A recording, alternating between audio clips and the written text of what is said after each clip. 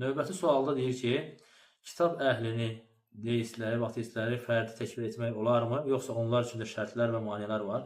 Bəli, kitab əhli istəyir, yəhudilər, istər xristianlar, istər ateistlər, istər deistlər, fərqi yoxdur. Onlar hamısı ümumi olaraq da, fərdi olaraq da kafirdir. Fərdi olaraq hər birinə biz kafir hökmü veririk.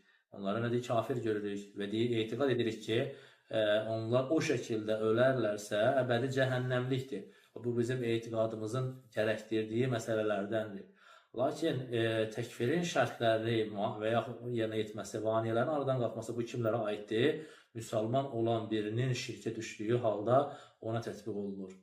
Alimlər bu məsələni yalnız kimə aid ediblər? O insanlara aid ediblər ki, onlar müsəlmandırlar, şirkə düşərlərsə, o zaman onun təkfir edilməsi üçün şərtlərin yerinə yetirməsi, maneələrin aradan qalxması lazımdır. Lakin əsli kafirlərə bu tətbiq edilmir.